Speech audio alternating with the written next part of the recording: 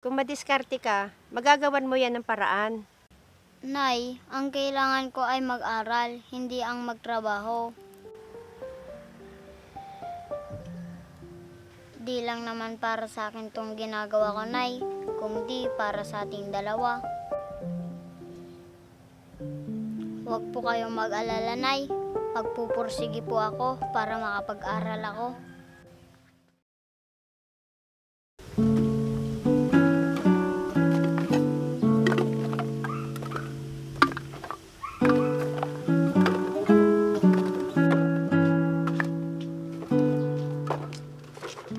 Mang Berto, tulungan ko na po kayo.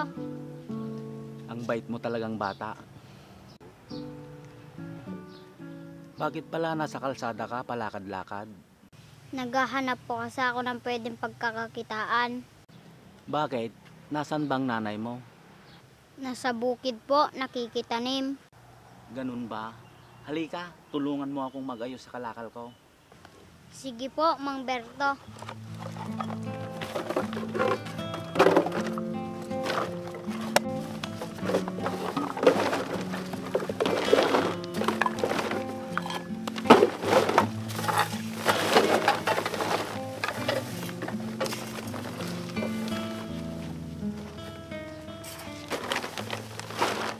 Ayos na, Tyrone. Maraming salamat. Walang anuman po, Mang Berto. O ito, pera mo. Maraming salamat po. May baon na po ako sa Lunes. Bakit? Wala ka bang binabaon sa eskwelahan? Wala po, dahil sakto lang po ang kinikita ni nanay sa pagtatanim para pambili ng bigas at ulam. Ganun ba? Ganito na lang. Tuwing Sabado at Linggo, pumunta ka sa bahay para tulungan mo akong mag-ayos ng kalakal ko at bibigyan kita ng pera mo. Talaga po, Mang Berto. Maraming salamat po. Wala yon, basta ipagpatuloy mo lang na maging porsigido ka sa lahat ng bagay. Tatandaan ko po yan, Mang Berto. Halika, magmerienda ka muna bago ka umuwi. Sige po, Mang Berto.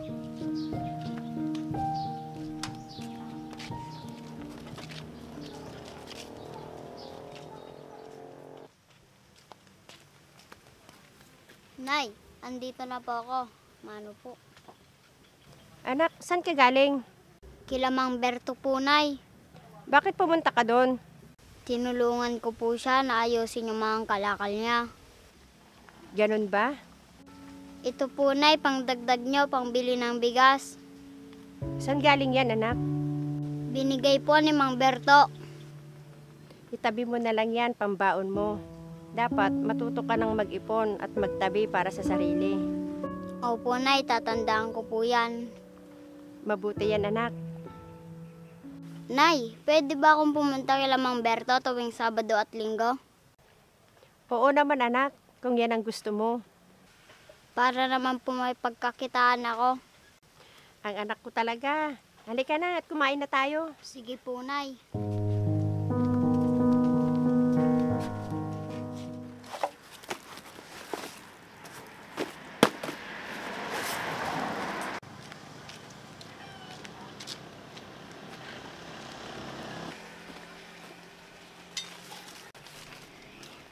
Mang Berto, Oh, bakit nagpunta ka na dito? Mang Berto, lalabas po ba ulit kayo para mga lakal?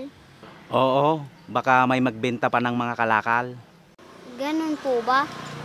Oo, maaga pa naman. Baka mayroon pa akong hindi nadaanan. Pwede po ba akong sumama? Sa susunod na lang, ayusin mo na lang yung mga kalakal ko dyan para pagbalik ko, bibigyan kita ng pera mo. Sige po, Mang Berto. Dito ka muna ha. Huwag kang lalabas hanggat wala ako. Opo, ako na po ang bahala dito. Sige, yung bilin ko ha. Opo, Mang Berto, ingat po kayo. Salamat.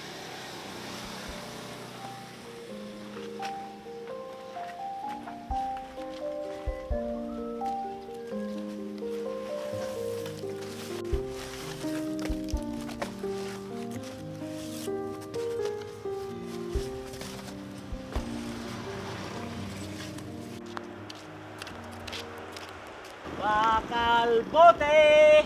karton, plastic. Si Tyrone yun ah. Tyrone. Bakit naglalakad ka? Opo, Mang Berto. Malapit lang naman po yung eskwelahan. May baong ka na ba? Opo, may naipon naman po ako sa mga binigay niyo sa akin. Mabuti naman kung ganon. Pagbutihin mo yung pag-aaral mo ha. Opo, para makahanap po ako ng magandang trabaho paglaki ko. Tama yan. Dahil darating ang panahon, ikaw na lang aasahan ng nanay mo. Pumasok ka na, baka mahuli ka pa sa klase mo. Sige po, Mang Berto.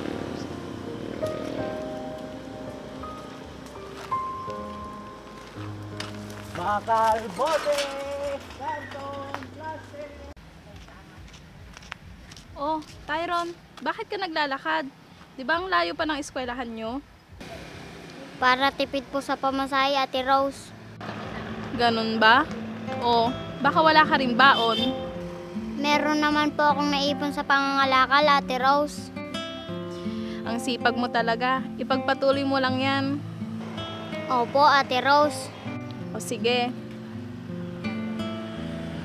Eto, pandagdag mo na lang sa baon mo. Maraming salamat po, Ate Rose. Sige po, alis na po ako. Baka mawali pa po ako sa klase. Sige, mag-iingat ka. Maraming salamat po.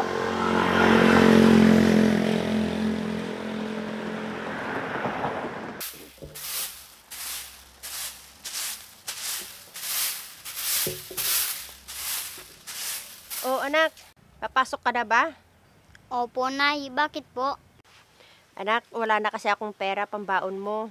Hindi na kasi sapat ang kinikita ko para makapag-aral ka. Ano pong ibig niyong sabihin, Nay? Huminto ka muna sa pag-aaral mo, anak. Pero, Nay, paano na ang pangarap ko kung hihinto ako? Marami namang hindi nakapag-aral, pero umasenso. Dahil lang sa tiyaga at diskarte sa buhay. Pero, Nay, masyado pa po akong bata para magtrabaho. Anak, kung madiskarte ka, magagawan mo yan ng paraan.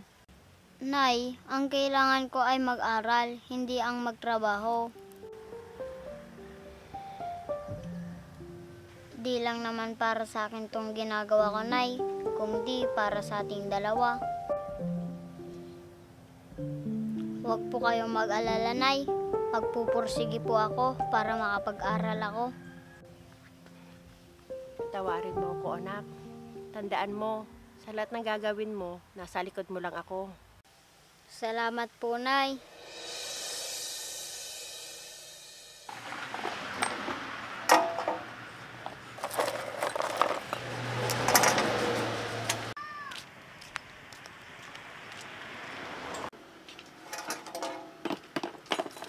Oh, Tyrone, bakit ang aga mo? Mang Berto, gusto ko po sumama sa inyong mga lakal, kaya inagahan ko. Ganun ba? Sige, kunin mo na yung mga sako.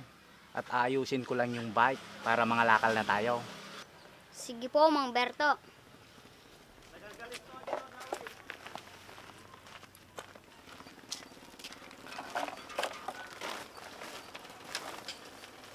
Bakal bote!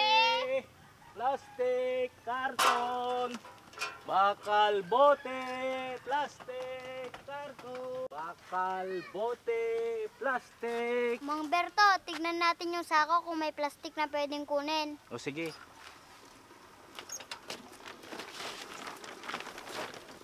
Mang Berto,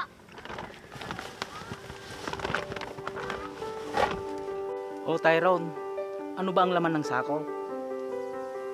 Mang Berto, ang daming plastic at bote.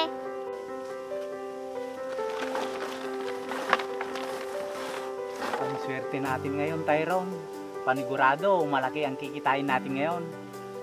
Oo nga po, Mang Berto. Punta pa po tayo doon, baka marami pa po. Sige, tara.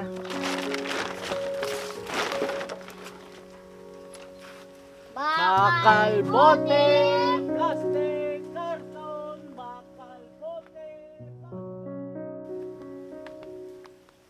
Tao po. Tita Lisa.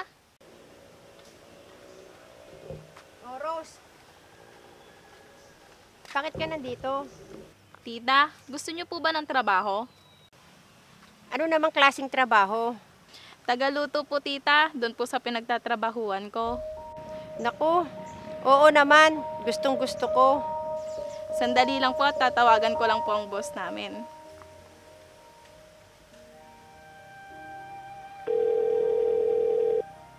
Hello po, boss. Pumayag na po si Tita Lisa na magtrabaho sa inyo. Opo, boss. Sasabihin ko na lang po ang magandang balita. Anong sabi ng boss mo? Tita, pwede ka na daw po mag-umpisa bukas. Maraming salamat. Aalis na po ako. O, Tyron, kamusta ka na? Ayos lang naman po. Sige, aalis na ako. Sige po. Nay, bakit andito po si Ate Rose?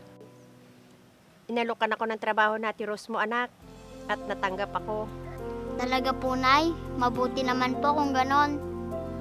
Salamat sa Diyos. Hindi tayo pinabayaan.